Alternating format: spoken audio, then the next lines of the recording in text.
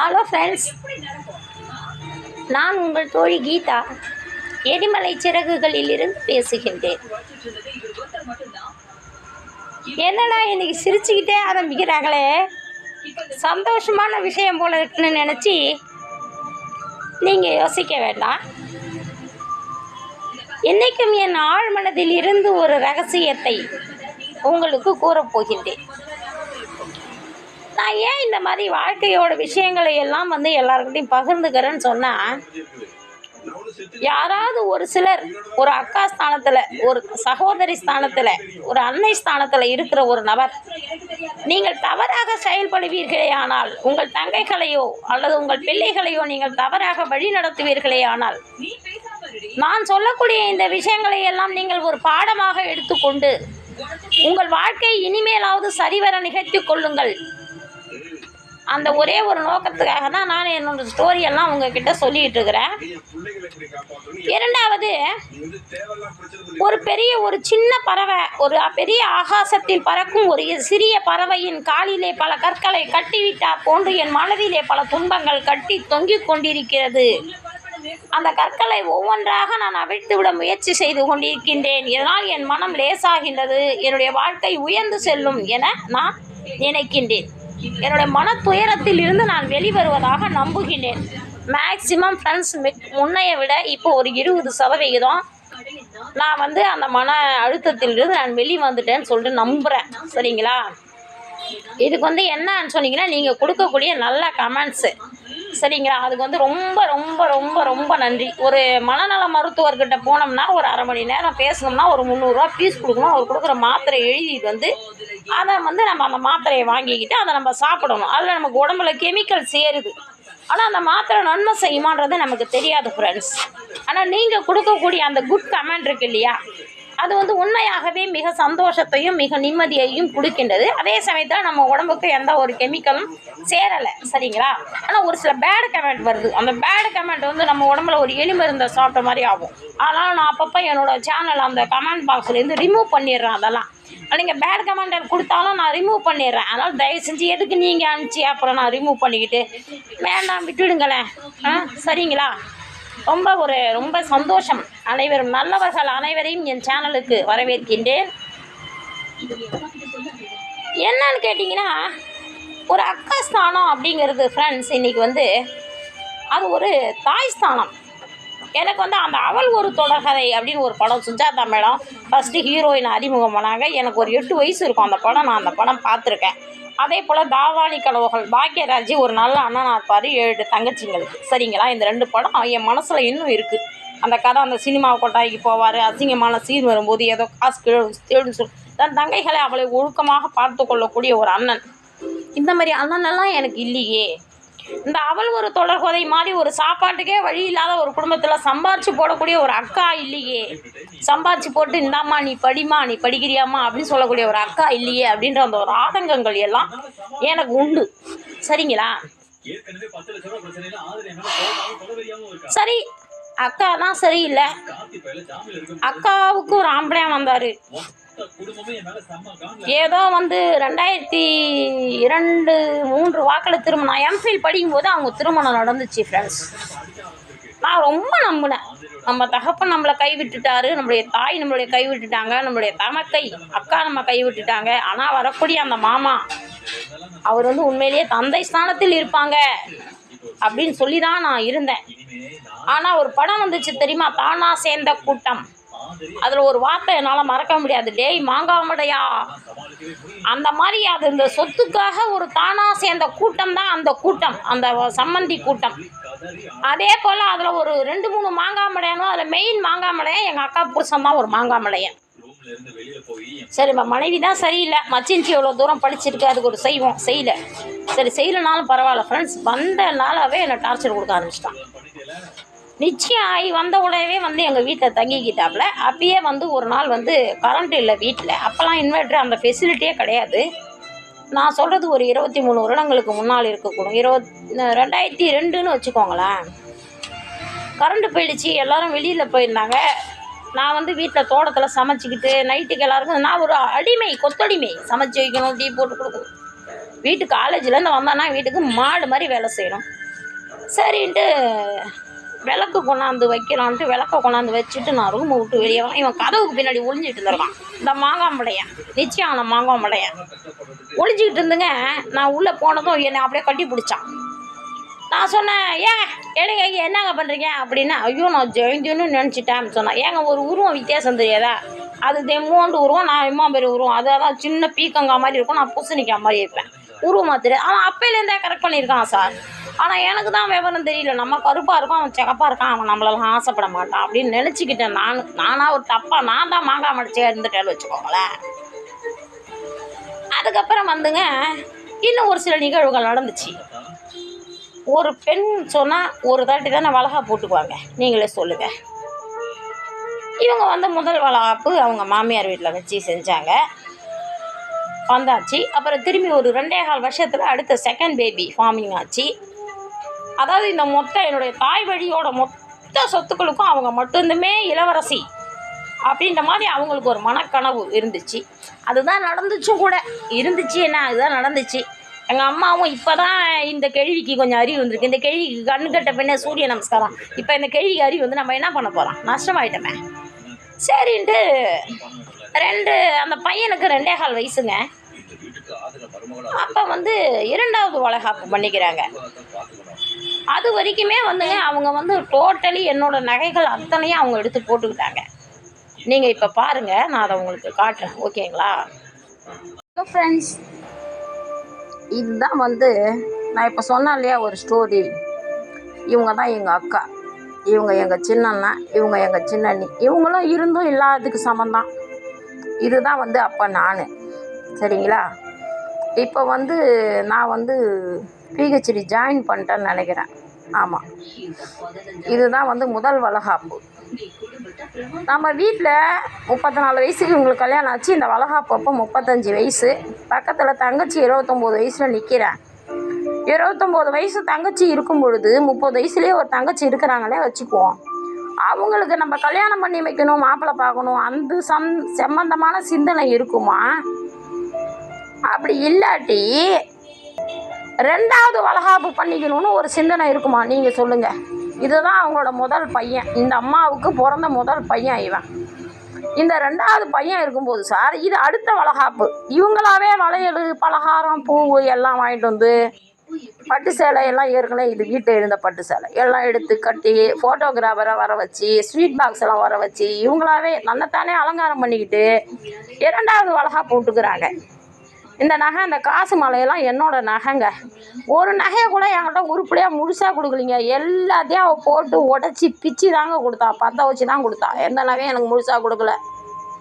ஏன் அந்த பொண்ணோட நகை எடுத்து போட்டுருக்கிற நீனு, அது நகை எடுக்காதுன்னு சொல்லி எங்கள் அம்மாவும் ஒரு வார்த்தை சொல்லலை. யாராவது சொல்லுங்கள், நமக்கு 30-32 வயசில் ஒரு தங்கச்சி இருக்கும் பொழுது யாராவது இப்படி தனக்கு தானே 2வது வளகாப்பு பண்ணிக்கிட்டு இவ்வளவு சுயநலமாக வாழ்வாங்களா? சொல்லுங்கள். இதெல்லாம் பார்த்துட்டு எனக்கு ரொம்ப வேதனையாக இருக்கும் ஃப்ரெண்ட்ஸ். ஆனாலும் வந்து நான் என் மனசை கல்லாக்கிக்கிட்டு தான் நம்ம படிக்கணும்னு சொல்லி என் வாழ்க்கையை ஓட்டிக்கிட்டு இருந்தேன். ஆனால் இன்னும் அதே கஷ்டங்களோடையே ஓட்டிக்கிட்டு இருக்கிறேன். சரிங்க, இந்த 2வது பெண் குழந்தை பிறந்ததுக்கப்புறம் ஒரு 1.5-2 வருஷம் இருக்கும். 2 வருஷம் கழித்து அவங்களுடைய அத்தான், அந்த மாங்காய் மலையாக இருக்கான்ல, அந்த மாங்காய் மலையை வெளிநாட்டில் இன்னும் வந்தாங்க. வந்தாக்கா நைட்டு 2 மணி இருக்கும். அவங்க எதிர் வீட்டில் இருக்காங்க, நாங்கள் ஒரு வீட்டில் இருக்கிறோம். அவங்க எங்கள் எதிர் வீட்டில் இருக்காங்க. அந்த மாங்காய் மலையோட மனைவி எங்கள் அக்கா தான். 2 பிள்ளைங்களோடு இருக்காங்க. இந்த மாங்காய் மலையை நைட்டு 2 மணிக்கு, மறுநாள் காலையில் 10 மணிக்கு ஃப்ளைட்டுங்க. இந்த மாங்காய் மலையை நைட்டு 2 மணிக்கு எங்கள் வீட்டுக்கு வந்தாங்க. வீட்டுக்கு வந்து காலிங் பெல் அடித்தான். என்னடா யாரும் 2 மணிக்கு வந்து காலிங் பெல் அடிக்கிறாங்களே, என்ன விஷயம் தெரியலையே. அந்த நாளையெல்லாம் சாவு செய்தினா நேரில் எடுத்துகிட்டு வருவாங்க, தெரியுங்களா? கொள்ள ஆளுங்க நேரில் எடுத்துகிட்டு வருவாங்க சாவு செய்தி. அந்த மாதிரி ஏதோ கிராமத்தில் யாரோ செத்துட்டாங்களோ என்னமோ அப்படின்னு சொல்லிட்டு நான் வந்து கதவை திறக்கிறேன். அப்போல்லாம் நான் சேரீ தான், எனக்கு நைட்டிங்கிற ஒன்று எனக்கு வந்து பழக்கம் கிடையாது. நான் எம்ஃபில் படிக்கிற வரைக்கும்னு வச்சுக்கோங்களேன். 2009க்கு முன்னாடி நான் நைட்டி போட்டதே கிடையாது. சரின்னு சொல்லிட்டு சேலை தான் கட்டியிருக்கிறேன். அங்கேருந்து வந்து கொஞ்சம் தூக்கப்பட்டு கொஞ்சம் பாதை விலகிய சேலையோடு வந்து அந்த கதவை திறக்கிறேன். திறந்தாக்கா இந்த மாங்காய் மடையை அழைக்கிறேன். நான் வந்து என்னங்க மாமா என்ன அப்படின்னா, இல்லை நான் ஊருக்கு போகிறேன் சொல்லிட்டு வரலான்னு சொல்லிட்டு வரலான்னு சொல்லிட்டு போகலான்ட்டு நான் வந்தேன் அப்படின்னு சொன்னால் சரி அப்படின்னு கேட்டை நான் அத்தைக்கிட்ட சொல்லணும் அப்படின்னு சொன்னான். சரி நான் கேட்டை திறந்துட்டுங்க, நான் முன்னாடி போகிறேன் எங்கள் வீட்டுக்குள்ளார. பெரிய வீடு அது, கல்யாண மண்டபம் மாதிரி. பின்னாடி பாருங்க, இந்த பின்னாடி வந்தான் பாருங்க, அப்படியே மேலே சீனான். எல்லாம் யாரும் தொடறாங்கன்னு சொல்லி திரும்பி பார்த்தாங்க. அப்படியே இருக்கு அணைச்சி உண்மை கொடுக்க வரானா. அது நிறைய விஷயம் நடந்துச்சுன்னு வச்சுக்கோங்களேன். நான் அப்புறம் என்ன சொன்னேன், நாயே உனக்கு ஒருத்தைய கட்டினா அது அவளோட விஷயம், ஒன்றை சேர்த்துக்கிட்டு தெரியுதா நாயே, இதுதான் நீ இந்த வாசப்படி ஏறுறது கடைசியாக இருக்கணும்.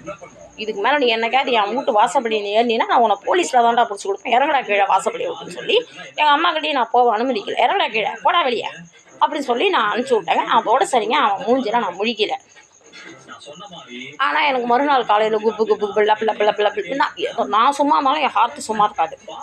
அடிச்சிக்குதுங்களா, அடித்தா பக்கத்தில் எழில் மருத்துவமனை எங்கள் வீட்டுக்கு பக்கத்தில்.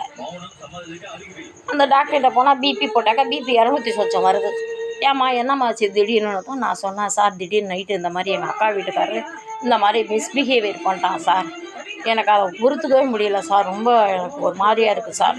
இன்ஜெக்ஷன் போட்டு நான் வேலைக்கு போயிட்டேன்னு நினைக்கிறேன். நான் வேலைக்கு போயிட்டேன். இது நடந்தது 2009 இல்லைங்க. முதல்ல 2002 தப்பாக நடந்தங்க பார்த்தோம். அதுக்கப்புறம் இது 2009 நடக்குது. சரின்னு சொல்லிட்டு நான் ஹாஸ்பிட்டல் போயிட்டு வந்துட்டு அப்போ கிளம்பி குளிச்சுட்டு போயிட்டேன், வேலைக்கு போயிட்டேன். இவனும் வெளிநாடு போயிட்டான்னா இந்த டாக்டர் சும்மா இருக்க மாட்டானா. அந்த டாக்டருக்கு ஒரு விசுவாசம். எங்கள் அக்கா சிகப்பாக இருக்கிறதுனால நிறைய பேர் எங்கள் அக்காவுக்கு விசுவாசிங்க. என்னை பார்த்தா எவனுக்கும் பிடிக்காது. ஏன்னா நான் பாம்பு மாதிரி கொத்திகிட்டே இருப்பேன். எனக்கு அதை மாதிரி பிடிக்காது. எல்லாத்தையும் சிரித்து பேசுறதுன்னா எனக்கு பிடிக்காது. சரிங்களா. இந்த டாக்டர் சும்மா இருக்க மாட்டாமா எங்கள் அக்காவுக்கு ஃபோன் பண்ணி உங்கள் அக்கா உங்கள் வீட்டுக்காரரை பற்றி இந்த மாதிரி கீதா தேவையில்லாத பொருளை கிளப்பி விட்றாங்கம்மா அப்படின்னு இவர் சொன்னார். இவருக்கு தேவையா, ஏதாவது காசை வாங்கினமா ஊசி போட்டோமா போனமா நீ இருக்க வேண்டியதானே. சரி இவர் சொன்னார். உடனே இவங்க என்ன பண்ணிட்டாங்க, எங்கள் அக்கா பிள்ளை விளக்கு குத்து விளக்கு பதி வரத பத்தினி தெய்வம்.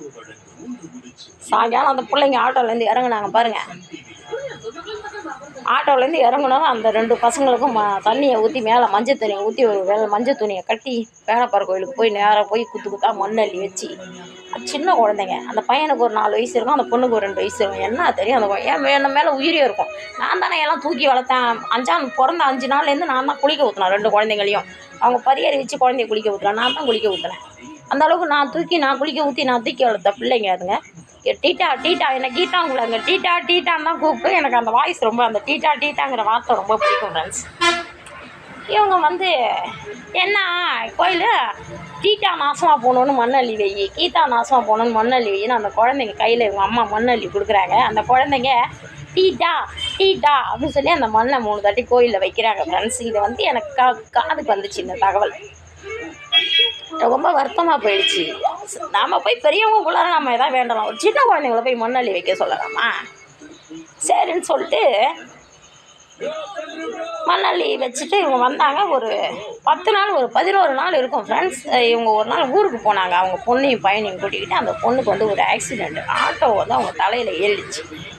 இந்த தலையில் ஏறி ஆட்டோ சக்கரம் ஏறி இந்த மூளை இந்த இடத்துக்கிட்ட விட்டு இந்த மூளை வெளியில் பிதிக்கிட்டு வந்துச்சு. அந்த குழந்தைக்கு 2.25 வயசு பொண்ணு, பெண் குழந்தை. ரொம்ப அருமையாக இருப்பா பாப்பா, பேர் அபிதா. அதோட வந்ததும் காலையில் எங்களுக்கு 4:15 மணிக்கெலாம் ஆக்சிடெண்ட் ஆகி ஜிஹெச்சுக்கு வந்துடுச்சு, விருத்தாசலம் ஜிஹெச்சுக்கு. ஆனால் குழந்தை டெத்து இல்லை, இருக்கா, உயிரோடு இருக்கா. மூளை தான் வெளியே வந்துச்சு. அப்போ இது செயல்பாடு இருக்கும், அது பாட்டு கிடக்கு. அப்புறம் இது கொண்டு மார்ச்சூரில் போடணும் சொல்லி மார்ச்சூரில் போட்டிருக்காங்க. ஒரு டாக்டர் வந்திருக்காரு. என்ன 3 மணி நேரமாக மார்ச்சூரில் கிடக்கு, குழந்தை ஹார்ட்டு துடிச்சிட்டு இருக்குன்னா ஹாஸ்பிட்டலுக்கு அனுப்ப வேண்டியதான்னு சொல்லி ஆம்புலன்ஸில் ஏற்றிட்டாங்க. எங்களுக்கு ஃபோன் வந்துச்சு. சரின்னு சொல்லிட்டு நான் கிளம்பி ஜிஹெச்சுக்கு ஓடுனா அங்கே நர்ஸு பயந்துட்டு இறங்கிட்டாங்க. அதாவதுங்க இவ்வளோ பெருசாகிடுச்சு முகமெல்லாம் ஒரு பூசணிக்காய் பெருசாகிடுச்சு. 2.25 வயசு குழந்தைக்கு எவ்வளோ பெருசு இருக்குமோ அந்த முகம் அந்த மாதிரி இல்லை. 10 வயசு பெண் குழந்தைக்குரிய முகம் வந்துச்சு. உடம்பு எல்லாமே உப்பி போச்சுங்க. அந்த மூளைக்கு ஏதோ ஒரு மருந்து கொடுக்கணுமா அவன் அந்த மாதிரி. அந்த குழந்தை 8 கிலோ இருக்கும். நான் சாதாரணமாக தூக்கக்குள்ளே அடி 7 கிலோ அடி 8 கிலோன்னு தான் நான் தூக்குவேன். அந்த குழந்தையோட செயல்பாடுகள் என்னென்ன எல்லாமே எனக்கு தெரியும். அப்புறம் ஏன் ஆம்புலன்ஸ் போனால் நர்ஸை இறங்கி ஓடி போயிட்டா. பயந்துருச்சு எனக்கு. நர்ஸுங்களாம் அவ்வளோ பெரிய கேஸை பார்த்துக்க மாட்டாங்க. நான் தான் ஆம்புலன்ஸில் உட்காந்துருந்தேன். ஜிஹெச்சை விட்டு 2 தப்பி கூட அந்த ஆம்புலன்ஸ் வரலைங்க. போட்டு டக்குன்னு ஆம்புலன்ஸ் சீட்டு குதிக்குது. குழந்தையோட தலை அப்படியே அடிக்குது படன்னு. ஆத்தாக்காரி எதிரில் குத்திக்கிட்டா. மேலே பூரா கல் நெக்லஸு கல் வளையல் போட்டு எங்கேயோ கல்யாணத்துக்கு போன இடத்துல தான் ஆக்சிடென்ட்டு. அவள் பட்டு உக்காந்துக்கிட்டா. நான் என்ன சொன்னேன், ஏம்மா அந்த ஒரு தலைவாணி ஒன்று இருக்குது, அந்த எடுமான்னு சொல்லி அதை எடுத்து குழந்தையோட தலைக்கு நான் கொடுத்துங்க. பார்த்தேன் மேலே உக்காந்தோம்னா புண்ணியப்படாது, குழந்தை கீழே விழுந்துரும்னு சொல்லி. சார் குழந்தையோட தலை ஆம்புலன்ஸில் இப்படி நீட்டி வச்சுருக்கோம், இப்படி நீட்டி வச்சுருக்குன்னு சொன்னால் சார் இந்த அந்த தலைக்கு நேராக கீழே வந்து சார் ஆம்புலன்ஸில் நான் முட்டி போட்டு 2 முட்டியும் போட்டு நான் உட்காந்துக்கிட்டேன். 80 கிலோ வெயிட்டு பொம்பளை நான். விருதாசலத்தில் ஆரம்பிச்சு சார் அந்த ஆம்புலன்ஸு கடலூர் கிருஷ்ணமூர்த்தி ஹாஸ்பிட்டலுக்கு போனோம், ஜிஹெச்சுக்கு போனோம், இடையில ஆறுபடை அப்பாவுக்கு போனோம், மகாத்மா காந்திக்கு போனோம். அத்தனை ஹாஸ்பிட்டலையும் இந்த குழந்தை இங்கே இது வாய்ப்பு இல்லை, இதை சேர்த்துக்க நீங்கள் பிம்ஸு கொண்டு போங்கன்னு சொல்லிட்டாங்க. சார் நாங்கள் இவ்வளவு கிலோமீட்டர் தாண்டி நாங்கள் பிம்ஸுக்கு போகிறோம் சார். அது வரைக்கும் சார் அந்த குழந்தையோட தலை வந்து இந்த கையில் இப்படி நான் வச்சுருக்கேன் சார். இதான் குழந்தையோட தலைன்னு சொன்னால் அதை வந்து இந்த கையில் இப்படி நான் வச்சுக்கிட்டுங்க ஆம்புலன்ஸில் முட்டி போட்டு உட்காந்துருக்காங்க. 2 முட்டியும் போட்டு உட்காந்துருக்கேன். அந்த முட்டி வலி அன்னைக்கு வலித்த வலி எனக்கு உயிர் போனது. ஏன்னா ஆம்புலன்ஸ் போகிற ஸ்பீடுக்கு தூக்கி போட்டு சார் 2 முட்டி ரத்தம் வந்துருச்சு. இதை யாருமே மறக்க முடியாது. இப்போ இதை எங்கள் அக்கா இந்த காணொலியை பார்த்தா கூட இதை மறக்க முடியாது சார். அதேமாரி அந்த குழந்தையோட தலையை வந்து இப்படி வச்சிருந்து பெல்ட் போட்டிருந்தாங்க நர்ஸுங்க. ஏன்னா தலை உடஞ்சது வந்து ஏதோ ஒரு வாட்டத்தில் உடஞ்சிருந்தது. இதை வந்து இப்படி குத்துவிட்டு வச்சாக்கா அதுலேயே ரத்தம் வந்து அதிலே உறைஞ்சிடும். ஸோ நான் என்ன பண்ணேன், அந்த தலையை என்னை பார்த்து திருப்பி வச்சுட்டுங்க அந்த காயத்தில் சலைன் பாட்டில் பெருசாக ஓட்டையை ஊக்கால நானே அந்த ஓட்டையும் போட்டுக்கிட்டு அந்த சலைன் பாட்டில் அதில் அடித்து சார் ஈரம் காயாமல் அந்த வெளியில் வந்து அந்த சதைப்பகுதி வெளியேன்னு வந்திருக்குது. வெளியில் ஒரு இட்லி 1/2 இட்லி அளவுக்கு அதில் அந்த தண்ணி அடிச்சுக்கிட்டு சார் அந்த ரத்தம் உறையாமல் தண்ணி அடித்து ஈரத்தோடு அந்த ரத்தம் வடிய கொண்டுட்டு வரேன் சார். 2வது கையில் போயிட்டுருக்கிற சலைன் வாட்டர் இருக்குது பார்த்தீங்களா, அந்த சலைன் வாட்டர்லையும் வந்து ஓட்டை போட்டு அடுத்தடுத்து நான் பாட்டில் மாற்றிக்கிட்டு இருக்கிறேன். அந்த இதை பிடிங்கி அந்த சலைன் இதில் ஏற்றுறேன். எனக்கு பேர்லாம் தெரியாது. பார்த்தா வந்து நாங்கள் வடலூர் தாண்டுறோம். 3 குளுக்கோஸ் வாட்டருக்கு இறங்கிடுச்சு குழந்தைக்கு. ஏன்னா ரத்தம் போயிட்டே இருக்குது. அதனால் வந்து வயிறு வந்து உப்பி போச்சு, யூரின் போகல குழந்தைக்கு. அது ஒரு பக்கம் இடது கையால் குழந்தையோட வயிற்றை லைட்டாக அமுக்கி யூரினையும் வெளியேற்றிக்கிட்டு இருக்கேன். இவ்வளவு சேவையை நான் பண்ணுறேங்க. இங்கேருந்து பிம்ஸு போய் நுழைஞ்சிட்டோம். பிம்ஸு போனாக்கா அவங்க கொய்ந்தனார் வந்துருந்தார். அவங்க கொய்ந்தனார் வந்து அண்ணியை கூட்டிகிட்டு போயிட்டார். வாங்க அண்ணி முதல்ல சாப்பிடுங்க, புள்ள இங்கே கிடக்கு போனோமா, வாங்க அண்ணி சாப்பிட்லாம் வாங்கன்னு சொல்லி முதல்ல ஹோட்டலுக்கு கூப்பிட்டு போயிட்டாங்க. அவங்க கொய்ந்தனார் கூப்பிட்டு போயிட்டானா புள்ள அனாமத்தா கிடக்கு. எப்படியோ எங்கேயோ ஃபோன் அடித்து அவங்க சொந்தக்காரங்க ஒருத்தவங்க ஆறுபடை அப்பாவில் இருக்காங்கன்னு சொல்லிட்டு அங்கேருந்து அவங்க ஃபோன் பண்ணி ஒரு டாக்டர் வந்து வேர் இஸ் பப்பிதான்னு தேடினார். நான் சொன்னேன் அவர் வந்து ஃபாரின் டாக்டர், ஃபாரினில் படித்தவர், தமிழ் தெரியாதுன்னு வச்சுக்கோங்களேன் அவர். நான் சொன்னேன் sir there is no more any Pappitha, she is Abitha sir, she is this patient அப்படின்னு நான் அவர்கிட்ட சொன்னேன். அவர் வந்து உடனே வந்து நோம்மா எனக்கு வந்து பப்பிதா வந்துச்சுன்னு சொன்னார். நான் சொன்னேன் உங்களுக்கு முத்துநகை அப்படிங்கிறவங்க ஃபோன் பண்ணாங்களா ஆறுபடை அப்பாவிலேருந்து அப்படின்னு சொல்லிட்டு ஆங்கிலத்தில் சொன்னேன். எனக்கு அவ்வளோக்குலாம் ஆங்கிலம் பேச தெரியாது sir. Yes I am call from Muthunagai அப்படின்னு அவர் சொன்னார். ஸோ முத்துநகை அவங்களுக்கு related with this baby sir, she is my Abitha ABITHA அப்படின்னு நான் சொன்னேன். உடனே அவர் திரும்பி முத்துநகை அப்படிங்கிறவங்களுக்கு ஃபோன் பண்ணார். முத்துநகை வந்து எஸ் அபிதா தான் அப்படின்னு சொன்னதும் அப்புறம் அபிதாவை நாங்கள் உடனே சார் நாங்கள் ஸ்கேனிங் ரூமுக்கு கொண்டு போகிறோம். பெரிய தலையை எடுக்கிறாங்கல்ல அந்த நானே தான் சார் ஓடுறேன். இந்த ஆம்புலன்ஸ்லேருந்து இறங்குனது எனக்கு கிட்டத்தட்ட 2 மணி நேரம் ஆம்புலன்ஸ் போச்சு. முட்டி வந்து எனக்கு வரவே நடக்க முடியல. என்னால் ஒன்றும் அப்படியே தாங்குறேன் உடற மாதிரி இருந்தாலும் அந்த ஆம்புலன்ஸில் ஸ்ட்ரெச்சர் தூக்கி போட்டுக்கிட்டு அந்த ஸ்கேனிங் ரூமுக்கு போய் அப்போ வரைக்கும் தாய்க்காரங்க அங்கே இல்லை சார். அந்த ஸ்பாட்டில் இல்லை தாய்க்காரங்க, போயிட்டாங்க கொழுந்தனாரோட சாப்பிட்றதுக்கு. ஸ்கேனிங் ரூம் தூக்கிட்டு போயிட்டு சார் அதோட தோடு எல்லாத்தையும் நான் கழட்டிட்டு ஸ்கேனிங் பண்ணி திரும்பி எடுத்துகிட்டு வந்து டார்க் ஐசியூ நம்ம கொண்டு போகிற வரைக்கும் அவளோட ட்ரெஸ்ஸெல்லாம் நான் வந்து கட் பண்ணி, ஏன்னா குழந்தை ஜன்னி வச்ச மாதிரி துடிக்குது, நான் வந்து பிளேடு கொடுமான்னு சொல்லி நர்ஸுக்கிட்ட பிளேடை வாங்கி அதோட ட்ரெஸ்ஸை மேலே காயப்படாமல் நான் கட் பண்ணி அவ்வளோ பண்ணி சார். ஃபஸ்ட்டு வந்து அந்த கையெழுத்து வாங்குவாங்கள்ல, ஏன்னா இது அன்கண்டிஷனல் பேஷண்ட்டு, எல்லாம் கையெழுத்து வாங்கிட்டு ஆன்லைனில் கேரளா பிம்ஸ்லேருந்து கேரளா ஹாஸ்பிட்டல் வந்து ஆன்லைன் கனெக்ட் பண்ணி அந்த மாதிரி, ஏன்னா இவங்க வந்து மூளையில் அடிப்பட்டவங்களுக்கு உரிய ஸ்பெஷல் ட்ரீட்மெண்ட் கேஸ் இது வந்து இந்தியாவில் ரேர் கேஸ் தான். அதான் மூளையில் அடிப்பட்டால் உடனே ஸ்பாட் அவுட்டு. இவங்க ரேர் கேஸு, பிரெயின் டெத்தும் கிடையாது, பட் அந்த கண்டிஷன். அப்போ வந்து அவங்க டாக்டர் கேட்குறாங்க எத்தனை கேஜி குழந்தை, அந்த மூளைக்கு உரிய ஊசி போடுவாங்க இல்லையா, அந்த ஊசி போடுறதுக்கு நான் சொன்னேன் 8 kg சார் அப்படின்னேன். அப்புறம் வந்து ஹூ ஆர் யூ அப்படின்னாங்க.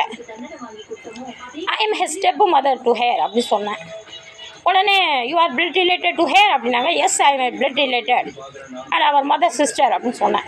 உடனே சார் எங்கிட்ட ஒரு 200 150 200 பக்கம் பக்கமாக போட்டேன் சார் கையெழுத்து. நான் தான் ஃபஸ்ட்டு அந்த குழந்தைக்கு கையெழுத்து போட்டது நான் தான். இவ்வளவு செஞ்சுருக்கேன். ஒரு குழந்தை பிறந்ததை 2 குழந்தைங்களை குளிக்க ஊற்றிருக்கோம். ஹாஸ்பிட்டல்லேருந்து கொண்டு வந்து வச்சு சோறாக்கி போட்டிருக்கோம். ஹாஸ்பிட்டல்லேருந்து அந்த பையன் பிறந்தப்போ இந்த பொண்ணை கொண்டாந்து வச்சு வீட்டில் பராமரிச்சிருக்கேன். இவ்வளவு நான் செஞ்சுருக்கேன் சார். எனக்கு ஒரு சொத்து கொடுக்காம ஏமாத்திட்டா சார் அவள். எங்கள் அம்மாக்கிட்ட இந்த சொத்து மொத்த சொத்தும் அவளுக்கு தான். இதுக்கு கல்யாணம் ஆகாது, இதுக்கு பிள்ளை குட்டி இல்லை, இதுக்கு சொத்து கொடுக்கக்கூடாதுமா, எல்லாத்தையும் என்கிட்ட கொடுன்னு அவள் எழுதிவாங்க பார்த்தா. இவங்களும் ஊன்ட்டாங்க. ஆனால் நான் அதை எப்படியோ நான் பிளான் பண்ணி நான் ஒரு 2 சென்ட் எனக்கு எனக்குன்னு செத்தா எனக்கு போட இடம் வேணுமா 2 சென்ட் எழுதி வாங்கினேன். ஆனால் அப்போ அவன் என்ன சொன்னால் நான் அவனுக்கு 3 சென்ட்டை நான் அப்புறமா கொடுத்துட்றேன் கீதான்னு சொன்னாங்க எங்கள் அக்காக்காரி. ஆனால் கொடுக்கல. இவ்வளவு நான் சேவை பண்ணியிருக்கேன். அந்த பிள்ளை பொழைச்சது அன்றைக்கி என்னால். ஏன்னு போனால் அந்த பிம்ஸ் டாக்டர் கேட்குறாங்க, எப்படிம்மா இந்த டிகிரி 97 டிகிரி ஏதோ சார் தலையை வந்து அந்த ஆங்கிளில் வச்சு நான் கொண்டு கையிலேயே வச்சு தூக்கிட்டு போனேன் சார். கையிலேயே வச்சு ஆம்புலன்ஸ் போகிற வேகத்துக்கு என் பாடி ஃபுல்லாக ஜெர்காகுது. முட்டி போட்டு புண்ணு ஆகி வலி ரத்னம் வந்து பிச்சுக்கிச்சு. அந்த மாதிரி நான் சுமந்துக்கிட்டு போனேன் அந்த குழந்தைய. எனக்கு வந்து அந்த 2 சென்ட் இடத்த அவள் திருப்பி கொடுத்தா சார். எழுதி வாங்கி அமர்த்திட்டா. டாலா செட்டில்மெண்ட் இடம். நான் கேட்டேன், எனக்கு அதில் 2-3 சென்ட் கொடுக்க முடியாது. எங்கள் அம்மா எனக்கு கொடுத்தாங்க. அந்த குழந்தைய நான் காப்பாற்றி கொடுத்தனேன். என்ன பதில்? சரி முடிஞ்சு போச்சா. குழந்தை கிட்டத்தட்ட 2-2.5 மாதம் கோமாவில் இருந்து ரெக்கவர் ஆகி இப்போயும் வந்து 80% ஹேண்டிகேப்டட் தான் வச்சுக்கோங்களேன். கண்ணு தட நாடும் வாய் கொஞ்சம் கோணிச்சு, கை கால் இடது கால் ஆக்டிவேட் கொஞ்சம் கம்மி தான் வச்சுக்கோங்களேன். 80% கிட்ட ஹேண்டிகேப்டட் சார். வீட்டுக்கு போனால் அந்த குழந்தைய போட்டாங்க. குழந்தைய போட்டு தான் அவங்க சொல்ல நேராக போய் 5 ரூபாய்க்கு சூடம் வாங்கிட்டு வந்து குழந்தையோட தலைமாட்டில் ஏற்றி அவங்க புருஷனை கூப்பிட்டு, நீ சத்தியம் பண்ணு, இந்த சூடத்து மேலே சத்தியம் பண்ணு, நீ வந்து கீதா தான் உங்கள்கிட்ட தப்பாக நடந்துச்சு நீ என்கிட்ட சொன்னேன். அதன் அடிப்படையில் தான் நான் வேலை பார்க்க போய் மண்ணவாதி வச்சேன். ஆனால் இன்றைக்கி நம்ம பிள்ளை தான் பாதிக்கப்பட்டிருக்கு. அதனால் நீ சத்தியம் பண்ணுன்னு சொல்லி புருஷன்ட்ட கேட்டாலாம். கேட்டதும் அவன் வந்து ஒத்துக்கிட்டானான். எல்லா தப்பும் என் பேரில் தான், கீதா மேலே எந்த தப்பும் இல்லை அப்படின்னா அவன் மனைவிக்கிட்ட ஒத்துக்கிட்டான். யார்? அந்த மாங்காமலையான். ஒத்துக்கிட்டதும் மறுநாள் காலையில் பார்த்தீங்கன்னா வீடு பூட்டி கிடந்துச்சு. என்கிட்ட சொல்லாமல் கொள்ளாமல் வீடு பூட்டி கிடந்துச்சு. காலைல எழுந்துச்சி வந்து பார்த்தா இல்லை, வீடு பூட்டி கிடந்துச்சு. சொல்லாமல் கொள்ளாமல் வீட்டை காலி பண்ணிட்டு போயிட்டாங்க.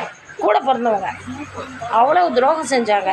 அவங்களுக்கு நான் அவ்வளோ செஞ்சுருக்கேன். இன்னும் நிறைய ஸ்டோரிஸ் இருக்குது அவங்க கதை. இதனால நியாயமா? கடவுள் தண்டனை கொடுத்தாரு. யாருக்கு தண்டனை கொடுத்தாரு? அந்த குழந்தைக்கு தண்டனை கொடுத்தாரு. ஆனால் உண்மையிலேயே உண்மைதான் சார். நமக்கு உடம்பு சரியில்லைன்றதை விட நம்ம குழந்தைக்கு உடம்பு சரியில்லைங்கிறது நமக்கு பெரிய தண்டனை ஒரு தாய்க்கு, இல்லையா?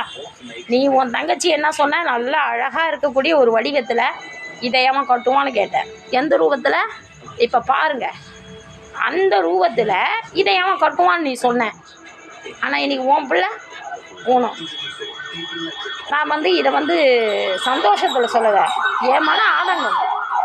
என்ன ஒருத்தவங்க சொன்னாங்க இல்லையா, கடவுள் அவங்களுக்கு தண்டனை கொடுத்தாரு இல்லையா, அதை உங்ககிட்ட பகிர்ந்துக்கணும்னு எனக்கு தோணுச்சு. எப்போவுமே ஃப்ரெண்ட்ஸ் யாருக்குமே துரோகம் செய்யணும்னு நினைக்கக்கூடாது. கெடுவான்னு கேடு நினைப்பான். ஏமா ஒருத்தன் அடுத்தவங்களை அடிக்கணும், அடுத்தவங்களுக்கு துரோகம் செய்யணும், அடுத்தவங்க கெட்டு போகணும்னு நினைக்கிறாங்களோ அவங்க தான் அதிகமாக கெட்டு போவாங்க ஃப்ரெண்ட்ஸ். இதை என் வாழ்க்கையில் நான் உணர்ந்த பாடம் உங்களுக்கு சொல்கிறேன். அப்புறமா இன்னும் நிறைய கதை இருக்குது, இதை பாருங்கள். தேங்க்யூ. இது பாருங்கள், இதுதான் வந்து எங்கள் சகோதரியோட கல்யாணத்தப்போ என்னுடைய இது அந்த கல்யாண மண்டபத்தில் எடுத்த ஃபோட்டோ தான் இந்த ஃபோட்டோ. ஆனால் இந்த ஃபோட்டோவை தான் எவன் கட்டுவான், இதை எவன் கட்டுவான்னு சொல்லி என்னை வந்து அழகழித்து என் சகோதரியின் கணவரையே சேர்த்து வச்சுக்கணும்னு சொல்லி திட்டம் போட்டு என்னோடய வாழ்க்கையில் மண்ணள்ளி போட்டப்போ இந்த உருவத்தில் தான் இருந்தேன். சரிங்களா? இந்த உருவத்துக்கு என்ன குறைன்னு தெரியல, இதை அவன் கட்டுவான்னு சொல்லிட்டு அவங்க கேட்டாங்க. கடவுள் பார்ப்பான், அவங்களுக்கு அதுக்கும் ஒரு தண்டனை இருக்கும் இல்லையா ஃப்ரெண்ட்ஸ்? எல்லாத்துக்கும் கடவுள் ஒரு தண்டனை கொடுக்கும்பொழுது இதுக்கு ஒரு தண்டனை கொடுக்காமலா போயிடுவார்? என்ன சொல்கிறீங்க?